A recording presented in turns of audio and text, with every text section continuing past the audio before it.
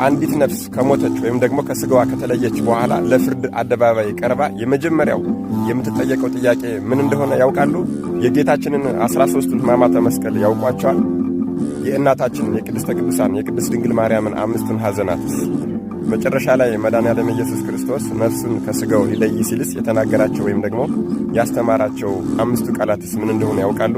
አዎ፣ አንዲት ነፍስ መጀመሪያ ኃጢአተኝነቷ የሚረጋገጠው 5ቱን አዕማደ ምስጢራትና 13ቱን የጌታችንን ሕማማት ካላወቀች ነው። ለመሆኑ 13 ሕማማተ መስቀል የተባሉት የትኞቹ ናቸው?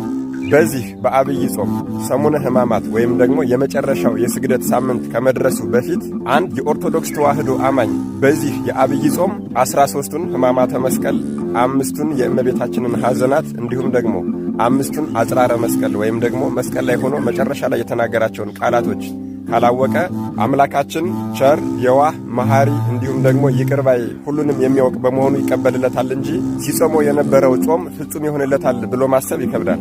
አዎ የጌታችን የሕማማቱ ነገር የሰው ልጅ ዳግም በቀራንዮ የተፈጠረበት ክስተት ነው። መከራው ከመከራ የዳንበት፣ ሞቱም ሕይወትን ያገኘንበት ነው። 13ቱ ሕማማተ መስቀል፣ አንደኛ ተአስሮ ድኅሪት በብረት ሐብል መጋፋውና መጋፋው እስኪገጥም ድረስ አሰሩት። ሁለተኛ ተስህቦ በሐብል በሰንሰለት አስረው ጎተቱት። ሦስተኛ ወዲቅ ውስተ ምድር መሬት ላይ ገፍትረው ጣሉት። አራተኛ ተከይዶ በእግር አይሁዳውያን በእግራቸው ረገጡት። 5ኛ ተገፍኦ ማእከለ ዓምድ ወይም ደግሞ ከግንድ ጋር አጋጩት። አይሁዳውያን መስቀል አሸክመው ወደፊትና ወደ ኋላ እየገፉ ከግንድ ጋር 65 ጊዜ አጋጭተውታል። 6ኛ ተጸፍኦ መልታየት በጥፊ መትተውታል። አይሁዳውያን በጥፊ ሲመቱት እጃቸውን ቢያማቸው ይሄማ የጋራ ዱላ ሆነ አይደለ ብለው 120 ጊዜ ድንጋይ ጨብጠው በድንጋይ ጥፊ 120 ጊዜ መትተውታል። 7ኛ ተቀስፎ ዘባን በሽመል ደበደቡት። ጌታችንን 305 ጊዜ በሽመል ደብድበውታል። አምላክነቱ ቻለው እንጂ አንዱ ዱላ አንድ ሰው ይገል ነበር። 8ኛ ተኰርዖተ ርእስ ራሱን ደበደቡት። አይሁዳውያን ጌታችንን ፊቱን በጨርቅ ሸፍነው ራሱንና ፊቱን እየደበደቡና እየመቱ ማን የመታህ በል ተናገር ብለው ተሳለቁበት። 9ኛ አክሊለ ሦክ የሾህ አክሊል ጭንቅላቱ ላይ አጠለቁለት። አይሁዳውያን 300 የእሾህ ስቁረት ያለው አክሊል አዘጋጅተው ንጉሥ ነህና ዘውድ ይገባሃል ብለው በራሱ ላይ ደፉበት።